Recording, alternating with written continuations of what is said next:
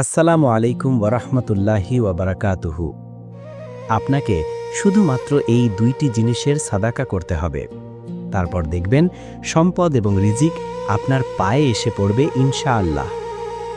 বাড়ি থেকে পেরেশানি, অভাব, অনটন, রোগ ব্যাধি একেবারে শেষ হয়ে যাবে এবং আপনার জীবন হয়ে উঠবে আপাদমস্তক আনন্দময় ইনশাআল্লাহ। আর মনে রাখবেন, এই সাদাকা দেওয়ার জন্য অনেক বেশি ধন সম্পদ কিংবা পয়সাওয়ালা হওয়া জরুরি নয়, বরং গরিব থেকে গরিব ব্যক্তিও একেবারে খুব সহজেই এই সাদাকাগুলো দিতে পারবেন এবং এর মাধ্যমে নিজের ভাগ্য এবং নিয়তি পরিবর্তন করতে পারবেন। তো সেজন্য আজকের এই ভিডিওটি আপনাদের সকলের জন্যই অত্যন্ত গুরুত্বপূর্ণ একটি ভিডিও হতে চলেছে। কাজেই আশা করি আপনারা পুরো ভিডিওটিকে একদম শেষ পর্যন্ত দেখবেন।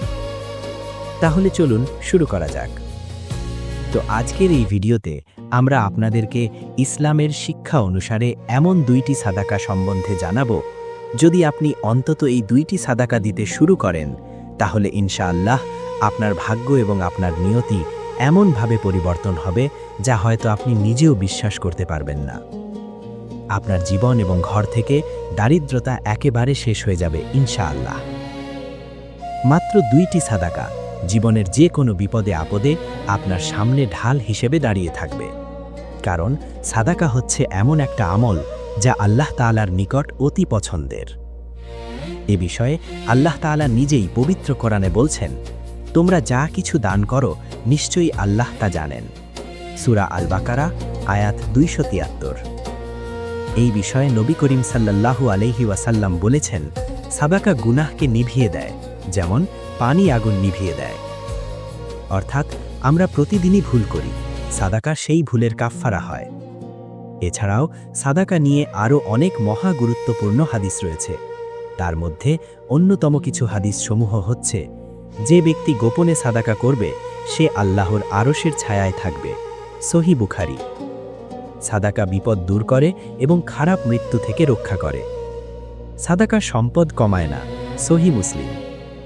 তাহলে এবার চলুন আমরা মূল পয়েন্টে ফিরে আসি। আমরা মাত্র দুইটি সাদাকার কথা বলছিলাম, আর তা হলো প্রথম সাদাকা, চারপাই প্রাণীদের মধ্যে যে কোনো প্রাণীকে খাওয়ানো বা পানি পান করানো। আমরা সবাই জানি যে চারপাই প্রাণী বলতে এমন প্রাণীদেরকে বোঝানো হয় যাদের চারটি পা আছে, যেমন বিড়াল, কুকুর অথবা গরু এবং ছাগলেরও চারটি পা থাকে। তো যে ব্যক্তি তার সামর্থ্য অনুযায়ী চারপাই প্রাণীদেরকে খাওয়াবে অথবা পানি পান করাবে, তবে মনে রাখবেন সেই প্রাণীটি যেন তার নিজস্ব না হয়। অর্থাৎ আপনাকে এমন প্রাণীকে খাওয়াতে হবে বা পানি পান করাতে হবে যার মালিক আপনি নন। এই প্রাণীটি কুকুর, বিড়াল বা অন্য যে কোনো প্রাণীই হতে পারে যাদের চার পা আছে। আপনি যে কোনো প্রাণীর ক্ষুধা বা তৃষ্ণা মেটাতে পারেন। একবার একজন ব্যক্তি হযরত আলী রাদিয়াল্লাহু তাআলা আনহুর দরবারে হাজির হলেন আর বলতে লাগলেন, হে আলী, আমি প্রতিদিন কাজে যাই এবং কঠোর পরিশ্রমও করি, কিন্তু তবুও দারিদ্রতা যেন আমার পিছু ছাড়ছে না। আপনি দয়া করে বলুন এখন আমার কি উচিত? তো হযরত আলী রাদিয়াল্লাহু আনহু ওই ব্যক্তির দিকে তাকালেন আর বললেন, তুমি তোমার সঞ্চয় থেকে আল্লাহর মুখ লোকদের দান করা শুরু করো। আল্লাহ তোমার দারিদ্রতা এবং অভাব দূর করে দেবেন ইনশাআল্লাহ। এমন কথা শুনে সেই ব্যক্তিটি বলল, হে আলী, আমি তো খুবই দরিদ্র ও অসহায় একজন মানুষ এবং নিজের জীবনেই নানা অভাব অনটনে জর্জরিত। এই অবস্থায় আমি অন্য কাউকে কিভাবে দান করতে পারি?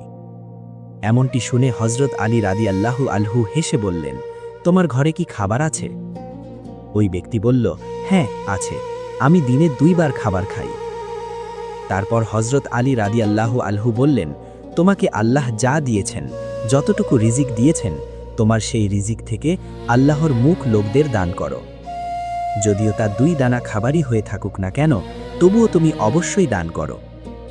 আর সেটি পশু অথবা যে কোনো পাখিই হোক না কেন, যখন তুমি আল্লাহর সৃষ্ট প্রাণীদেরকে সাদাকা দেওয়া শুরু করবে, তখন আল্লাহ তাআলা তোমার সমস্ত রিজিকের অভাব, সম্পদের অভাব এবং সমস্ত সমস্যা দূর করে দেবেন ইনশাআল্লাহ।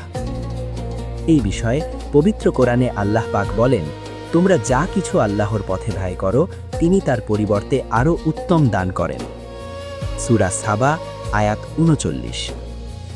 দ্বিতীয় সাদাকা, জুমার দিনে কোনো ক্ষুধার্ত ব্যক্তিকে খাবার খাওয়ানো। মনে রাখবেন, ক্ষুধার্ত ব্যক্তির ক্ষুধা মেটানো সবচেয়ে পুণ্যময় কাজগুলোর মধ্যে একটি। যদি কোনো ব্যক্তি তার কাজে সহযোগিতা চান, অর্থাৎ যদি তিনি চান যে তার সব কাজ সহজতর হোক, তাহলে তার উচিত হবে যে সে যেন অন্যদেরকে তাদের কাজে সুবিধা করে দেয় বা অন্যদেরকে সাহায্য করে। এতে করে আল্লাহ তাআলা তার কাজেও সাহায্য করবেন এবং তার কাজকে সহজতর করে দেবেন ইনশাআল্লাহ। এতে করে তার সেই কাজের সাথে সম্পর্কিত সকল ধরনের সমস্যা ও অসুবিধা দূর হয়ে যাবে ইনশাআল্লাহ।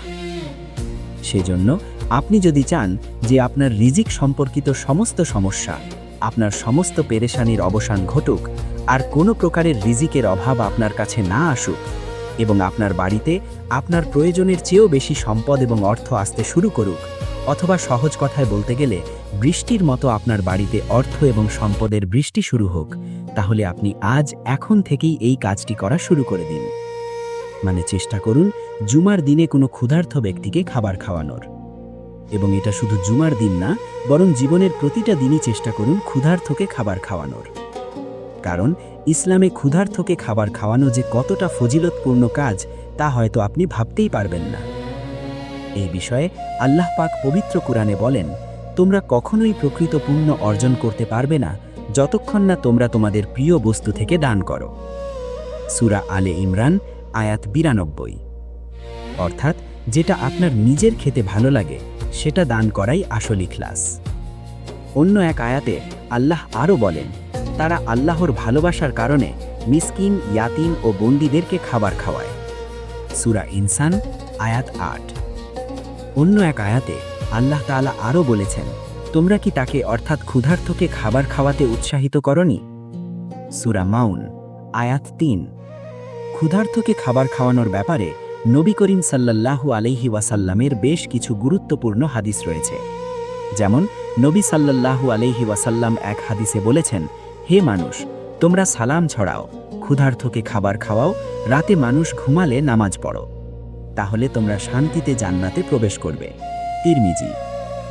নবী সাল্লাল্লাহু আলাইহি ওয়াসাল্লাম বলেন, আল্লাহ বলবেন, হে আদম সন্তান, আমি ক্ষুধার্ত ছিলাম, কিন্তু তুমি আমাকে খাবার দাওনি।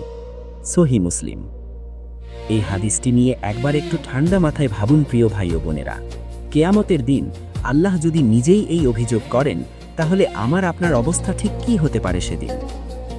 এই জন্যই নবী সাল্লাল্লাহু আলাইহি ওয়াসাল্লাম আমাদেরকে সতর্ক করে বলছেন, আগুন থেকে বাঁচো যদি একটি খেজুরের অর্ধেক দান করেও হয়। সহিহ বুখারী ও মুসলিম।